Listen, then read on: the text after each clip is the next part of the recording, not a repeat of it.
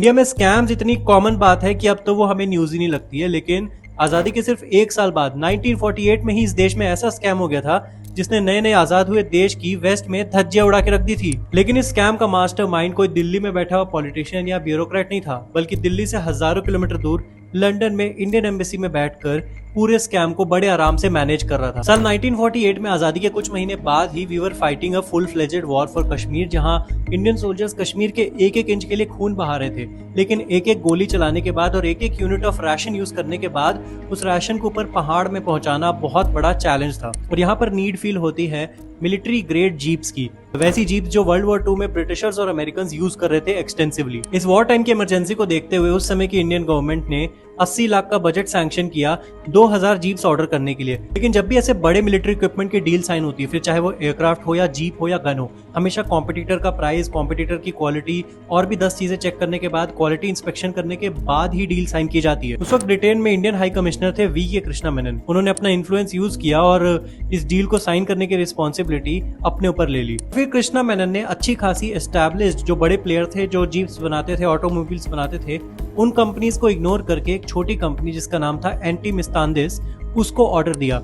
नई जीप्स का नहीं, 2000 जीप्स का, जो कि सेकंड हैंड रिफर्बिश्ड जीप्स होने वाली थी। मतलब इंडिया 80 लाख रुपए भी देने वाला था और नई जीप्स नहीं खरीदने वाला था, बल्कि 2000 सेकंड हैंड जीप्स खरीदने वाला था। और 80 लाख के बजट में अमेरिकन हमें विलीज जीप देने के लिए रेडी थे।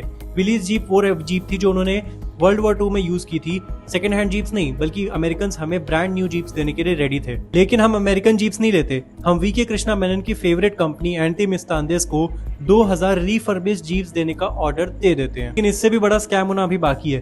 मिलिट्री इक्विपमेंट की डील में हमेशा इक्विपमेंट की डिलीवरी के बाद उसका क्वालिटी इंस्पेक्शन किया जाता है कि जो परचेज ऑर्डर में जो हमने मांगा था एग्जैक्टली वही डिलीवर हुआ है कि नहीं।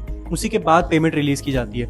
लेकिन इस केस में 65% of the payment was delivered in advance to एंटी मिस्तांदिस। और जितना प्रोफेशनली इस डील को साइन किया गया था, इसका रिजल्ट भी उतना ही अच्छा रहता है। और वी.के. कृष्णा मेनन की फेवरेट कंपनी जिसको उसने पिक किया था, अच्छे खासे एस्टैब्लिश सप्लायर को छोड़ के, वो 155 खराब जीप्स की डिलीवरी के बाद वो और उसके ओनर्स कंप्लीटली गायब थे। और फिर वही हुआ जो हमेशा होता है। पार्लियामेंट में ऑपोजिशन ने हंगामा किया, न्यूज़पेपर्स ने आर्टिकल्स लिखे, कमिटी बनी, इन्वेस्टिगेशन हुई, लेकिन रिजल्ट निकला जीरो, हमेशा की तरह। लेकिन हाँ, इस स्कैम के मास्टरमाइंड वी.के. कृष्णा मेनन को इनाम के तौर पे 1957 में इंडिया का डिफेंस मिनिस्टर जरूर बना दिया गया। This was India's first major scam in the year 1948, just 1 year after the independence. Video कैसी लगी नीचे कमेंट करके बताओ।